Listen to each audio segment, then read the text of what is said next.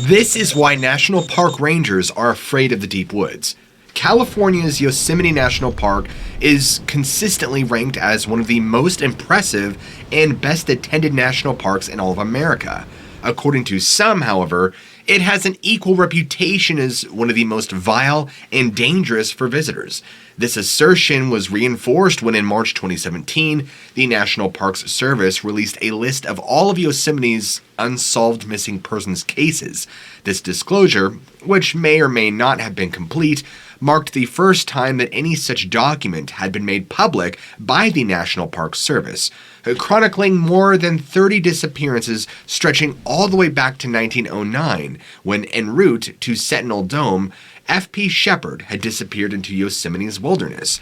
Granted, many of these disappearances might be entirely mundane, but our national parks contain countless dangers from environmental disasters to inclement weather and wildlife attacks. At the same time, reports of grisly murders, strange creatures, and other things that go bump in the night just won't go away, no matter how hard authorities try to dismiss such crazy claims.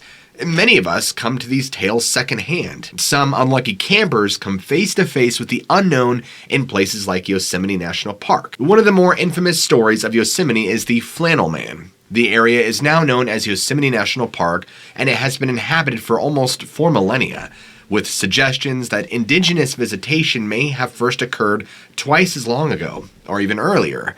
The person largely responsible for bringing Yosemite to the attention of European settlers was mountaineer James D. Savage, who, in 1851, his arrival brought with it the name we use today. Savage popularized the term Yosemite, using what he believed was a Miwok word, meaning grizzly bear. This is the story you'll most often hear today, but it is actually a misconception. As noted by Carlton Smith in his book Murder in Yosemite, the word, while similar to the Miwok term for grizzly bear, is actually better translated as killer. Historians today suspect that the Miwok were referring to Yosemite's Ahwahneechee people.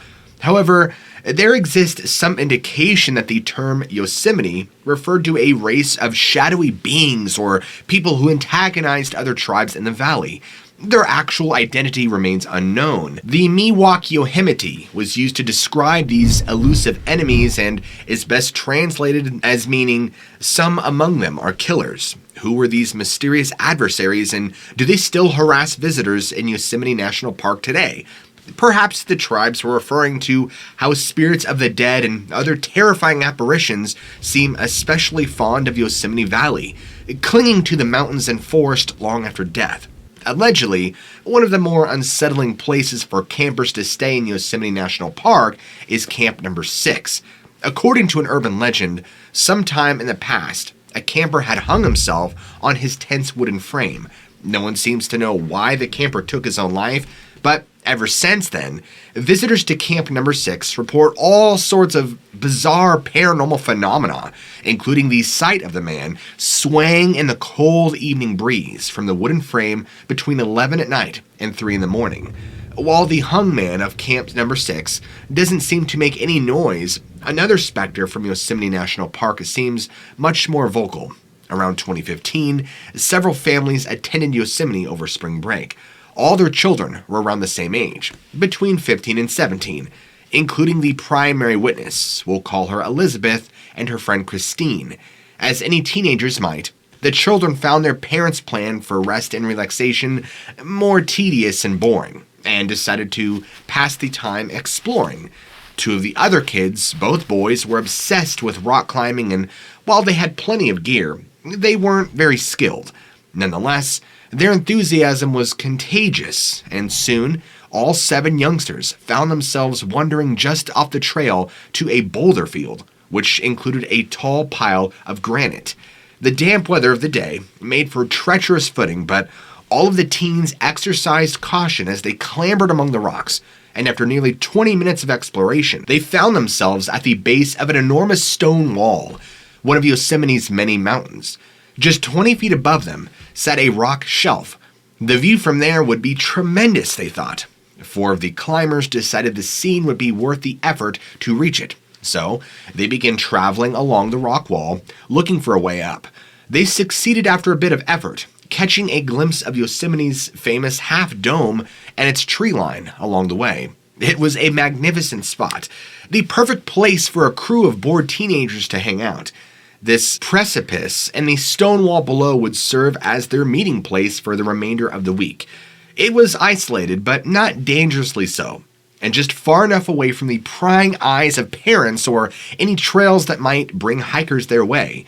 As their second day at the Stonewall came to a close, Elizabeth decided it was time to return to camp. She was hungry, and her parents, who were originally from South Africa, were making a delicious stew from their home country that she really enjoyed. As she and the others began their descent back to the trail, Elizabeth heard her friend's name being called. "Christine! Christine!" And since they had told their parents about their hiding place, the teens just thought little of this voice. It was likely Christine's dad, after all, coming within earshot to call his daughter back for dinner time. They all shouted back that they were on their way, heading off in the direction of the voice, when they reached the spot where they thought Christine's father had been calling them. However, nobody was there to greet them. Still, no one suspected really anything out of the ordinary. Perhaps he had simply gone back to camp. The teenagers soon found themselves back at dinner where nobody bothered to mention the voice in the forest. After all, one of their parents had to have been the one calling them, right? The following day, the teens returned to the Stonewall once more, and as they reached the boulder field, Jared, one of the boys, said something just barely loud enough for the group to hear it. "Guys, keep looking forward." Anxiety then quickly spread through the group like chain lightning. "What do you see?" Christine had asked. "A bear?" But Jared looked at her by the way of an answer and said, "How far are we from the trail?" Christine had shrugged and replied, "I don't know, 100 yards? In other words, far enough that nobody should have simply stumbled upon them. It's considered unwise for anyone but the most seasoned hiker to stray away from any trail, a rule that teens had already broken several days earlier. Now, the very solitude that had made the Stonewall and the boulder field so appealing now seemed ominous. Jared had gestured for everybody to huddle together. As they did so, Elizabeth began looking around, trying to just see what was going on and what had alarmed her friend. Within moments, she spotted a figure no more than 50 feet away looking in their direction. It was a man with a slender build, wearing a flannel shirt and holding a flashlight. He had a beard, and the hair on his head was bound up in dreadlocks. He was staring directly at the teens, completely still. Everybody else must have spotted the man because the group bolted back towards the trail, away from the boulder field as fast as they could. As they stumbled downhill, they heard the voice behind them calling, "Christine! Christine!" But by the time they reached their camp, their children were already hysterical. They told their parents the entire story, prompting them to switch campsites. The parents also informed the rangers about the strange man, but nobody had seen anyone in the vicinity that matched the stranger's description. So who was this person? How did he know Christine's name? Although it's easy to assume it was a flesh and blood human being who had creepily been following and eavesdropping on them, a tantalizing clue lies in his attire. A flannel shirt. As early as 1970, paranormal author John Keel noted the propensity for all sorts of ghostly apparitions to appear in checkered shirts. These specters often appear in witnesses' bedrooms in the middle of the night, only to vanish as soon as the light is flicked on. Occult literature is filled with references to ghosts wearing checkered shirts, but the occultists tend to skip over this seemingly irrelevant detail. Keel had wrote this in Strange Creatures from Time and Space. The man in the checkered shirt seems to be just another variation on a phenomenon well known to those who delve into the psychic and occult world. Bizarre bedroom phantoms are commonplace everywhere in the world. In the years since, author Timothy Renner has begun collecting reports of what he has dubbed the Flannel Man, which he shares on his podcast, Strange Familiars. Renner has amassed an enormous number of reports where strange men in checkered shirts, often bearded, like Elizabeth's stranger, appear in places they should not, only to disappear in plain sight, often accompanied by other paranormal and strange phenomena. And on the topic of paranormal, in August of 2017, a man visiting Yosemite National Park with two friends, Zach and Andrew, bumped into something far stranger than a man in flannel. Zach had been working for the park at Glacier Point, and his friends had decided to pay him a visit. One particular beautiful evening, the three friends decided it would be fun to watch the sunset near Chilnualna Falls. Even though they'd be returning home, the 4-mile, 2,000-foot hike in the dark, Zach knew the area quite well, so they had nothing to fear. Their plan was to bring dinner to the top, swim in the pools, and wait for Mother Nature's show to begin. The trip got off to a rocky start, however. Near the end of their ascent, the friends met another man who had frantically told them that his hiking companion had slipped, fallen 50 feet, and likely shattered his femur. While neither of the hikers had cell phone reception, the friends did. So, they dialed 911 to assist. Zach, who had seen many such accidents during his tenure at Yosemite, assured both men that help was on its way. Authorities would be dispatching a helicopter for medical evacuation, since they had confirmed the victim's location with search and rescue. The three friends saw no reason to spoil their outing and continued the evening's plans. They were able to take in not only the breathtaking sunset, but the chopper as well, descending to rescue the fallen man. And once the sun had finally dipped behind the trees, the friends began their own descent, thanking medical personnel for their assistance as they passed by the accident site. Despite the heavy number of people present on the trail above, it was pitch black further down the path, and the moon offered little help for lighting their way. The three friends switched on their phones, using them as flashlights to find their footing, lest they need medical attention themselves. After walking about a mile downhill, the trail became a series of zigzagging switchbacks between a sharp incline to the right and a steep drop-off to their left. Zach was in front, Andrew behind, and the primary witness was in the middle when they caught something poking out from behind a tree. It was only about 15 feet away on the incline side of the path. Zach had shined his light in the shape's direction, only to have whatever it was launch itself from behind the tree across the other side of the trail downhill. They all later described it as clearly being a humanoid. It ran on 2 feet, but didn't seem to be wearing any clothing, and certainly didn't move like any person they had ever seen. The friends stopped dead in their tracks, terrified that another 3 miles of trail lay before them. Once they gathered themselves, they shined their lights down the opposite side of the trail, but couldn't make out anything out of the ordinary. Where had the thing gone? The mountainside was far too steep for any hiker in their right mind to have attempted a descent. The friends would never learn exactly what they saw in Yosemite National Park that night. The primary witness later speculated that it could have been a skinwalker or some other Native American spirit, perhaps hoping to make an easy meal of the wounded hiker further up the mountain. While such encounters are unsettling, at least no one was physically harmed by the beast. The same cannot be said for other campers. Those overnighting in Yosemite National Park sometimes report something nipping at their heads while they sleep. One Mr. Jeffrey Stanton from Walnut Creek, California, reported that he had been camping in the Wawona campground when he was awoken by a sharp pain in his head. He opens his eyes just in time to see a canine form trotting off into the bushes. The wound was severe enough to necessitate first aid as well as a visit to Lewis Memorial Hospital, where he was administered precautionary rabies treatments. While this could certainly be attributed to a coyote, a thorough search of the area failed to turn up the culprit after a week's worth of effort. Was this just a rogue animal, or something more sinister? Recall that a variety of indigenous black magic practitioners, including skinwalkers, find close association with wolves and coyotes. A month later, a nearly identical scenario had unfolded, again at Wawona Campground. Carl M. Munson, like Stanton, found himself awoken by a scratch on his head. Again, park rangers mustered a search of the area, while, again, abandoned after several days of finding nothing. The official explanation, admittedly most likely, is that of a coyote or wild dog was stalking nearby when Munson shifted in his sleeping bag, triggering the animal's predatory reflexes. What if the head biter had been allowed to finish its task? What would have happened? A chilling tale from a seasoned outdoorsman may shed some light on the head biter's victims. You see, it was summer of 1998.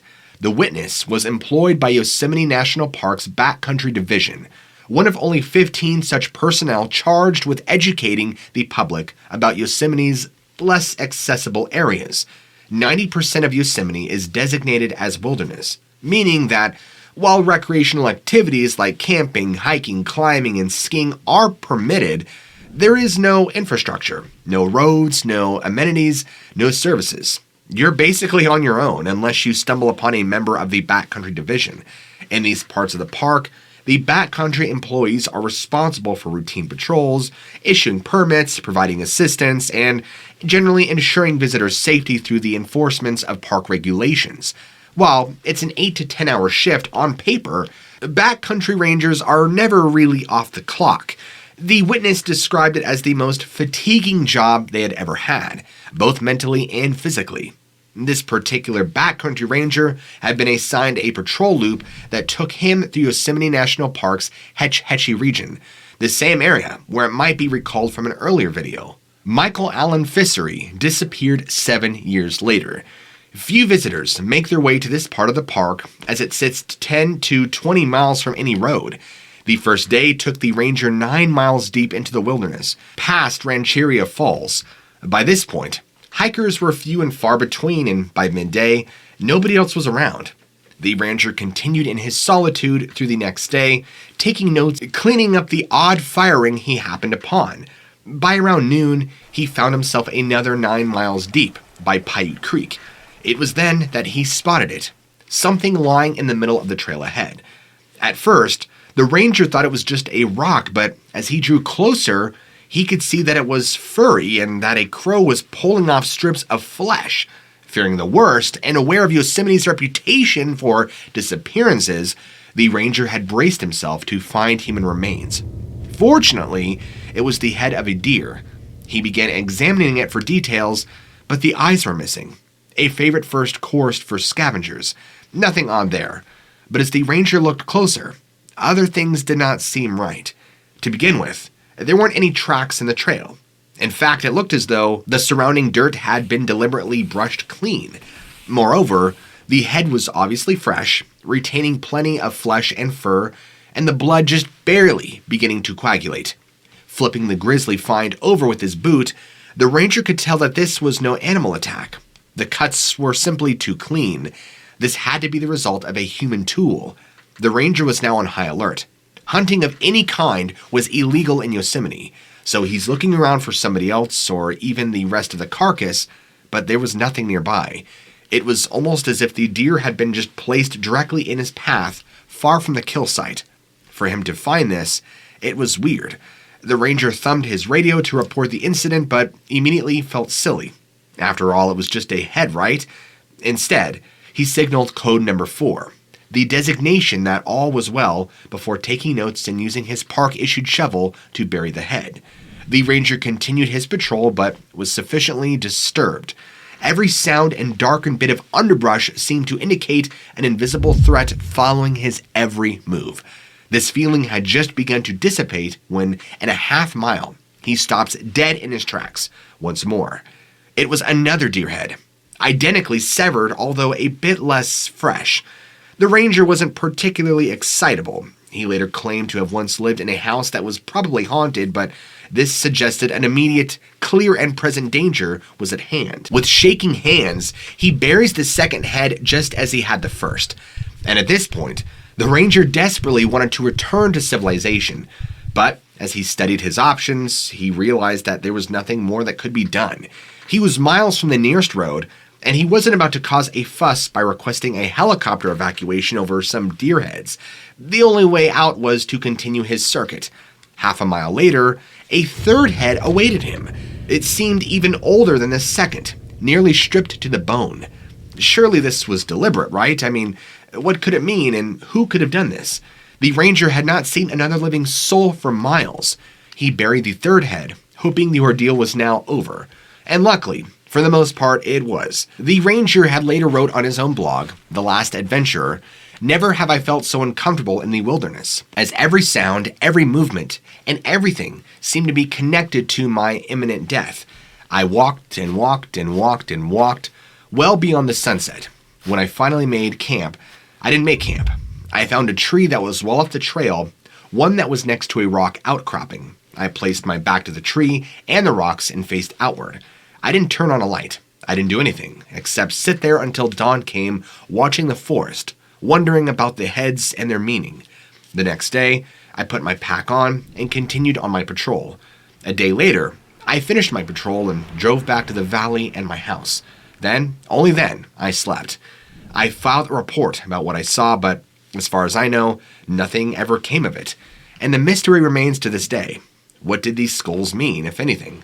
Was it a psychopath playing with the ranger, watching from the bushes? Or was the ranger somehow caught in a temporary time vortex?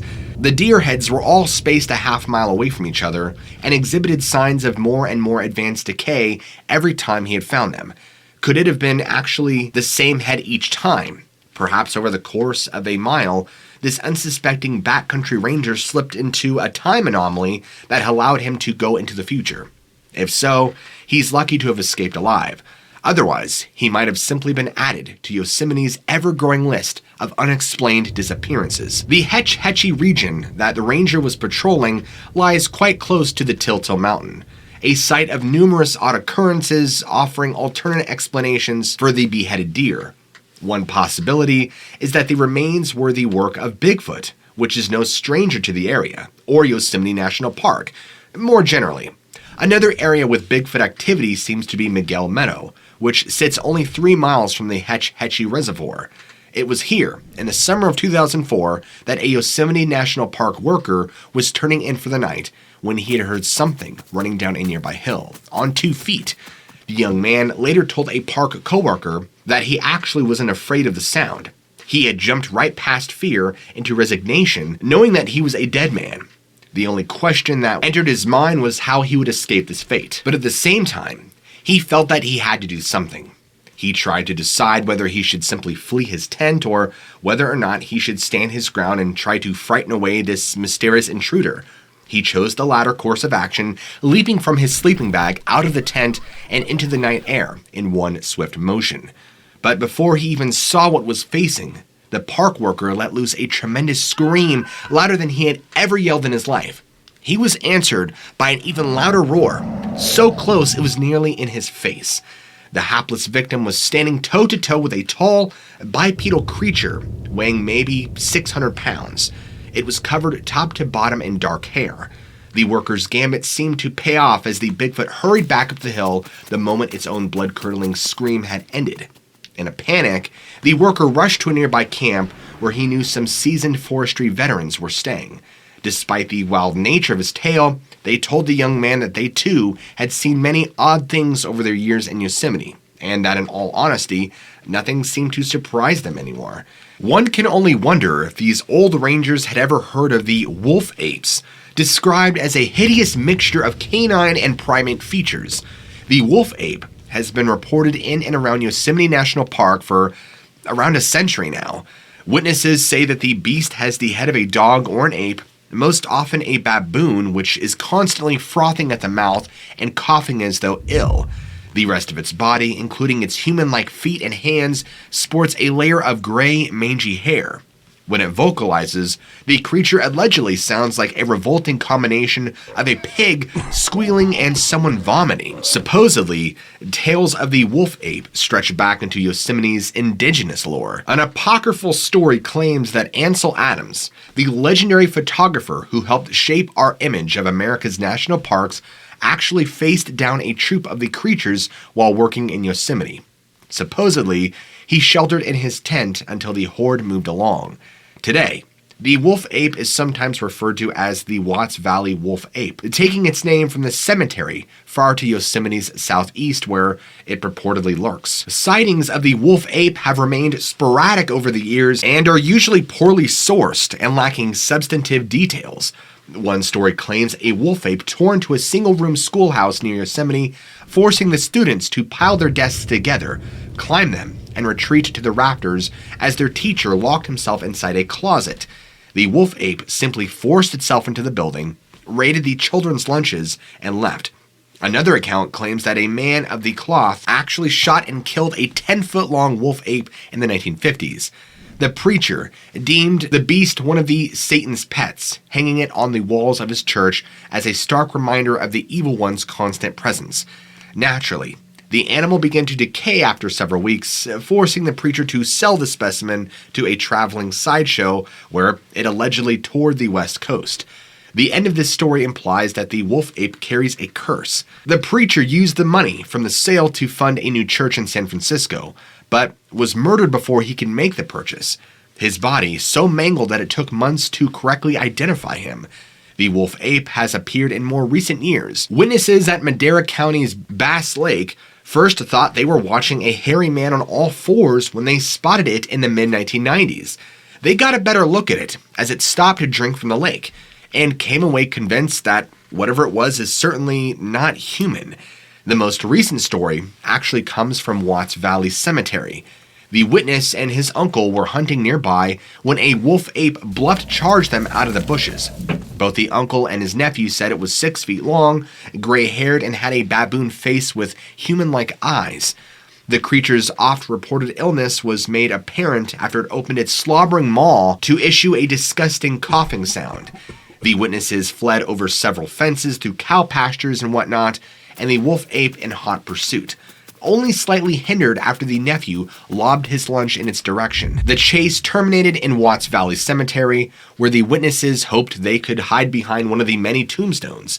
The wolf ape wasn't fooled, however, and perhaps catching their scent, rushed in their direction. Their tale takes a humorous, almost anticlimactic turn at this point. Whether through stupidity, inspiration, or desperation, one of the witnesses reached into his pocket and tossed some sticks of cinnamon-flavored chewing gum at the beast. The wolf ape seemed fascinated by the smell, pausing its relentless pursuit to examine the strange projectiles. According to the story, a caretaker for the cemetery arrived in his truck moments later, and all three watched the creature for a few moments before he offered the witnesses a lift back to their car. They left the Watts Valley wolf ape in their rearview mirror. What's interesting to me about the details of the wolf ape is that it closely resembles the details of a Gugwe, supposedly a more violent, inbred version of a Bigfoot. Roughly around 6 to 12 feet tall, they are commonly referred to as many indigenous tribes to be the more dangerous, violent, and aggressive Bigfoot. They are often spotted with having red eyes, a baboon-like face, and if you come across one, know that they will kill you. Fresno, California sits not too far from Yosemite National Park.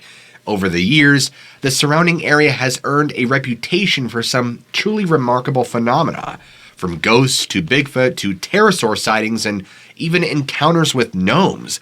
By far the most iconic cryptid to emerge from this region are the night crawlers. They first came to national attention around 2007 after a Fresno family began suspecting trespassers on their property. Each night, the family dogs would bark, transfixed by something waiting and unseen in the night, and to catch these intruders, the family installed security cameras.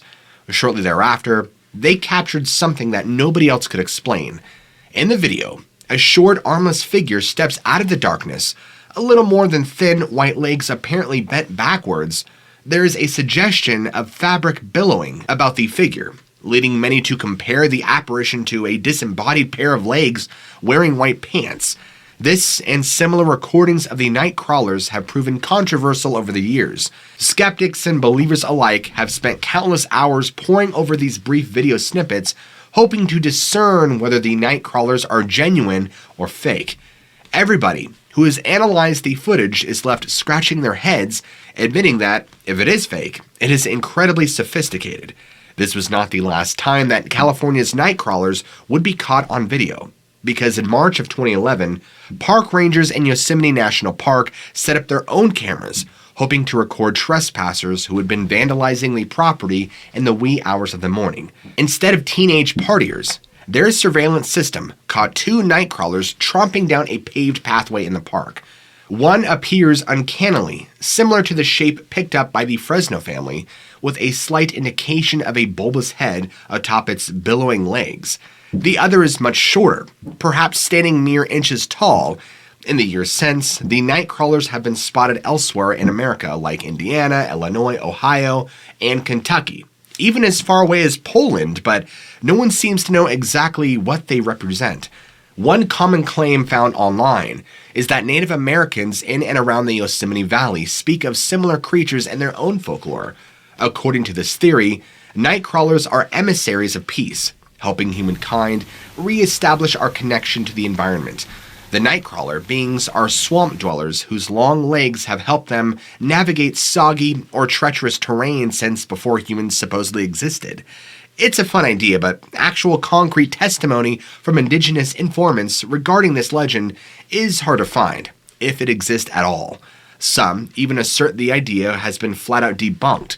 Even if the Nightcrawlers aren't Native American spirit beings, Yosemite National Park offers no shortage of other things they might represent.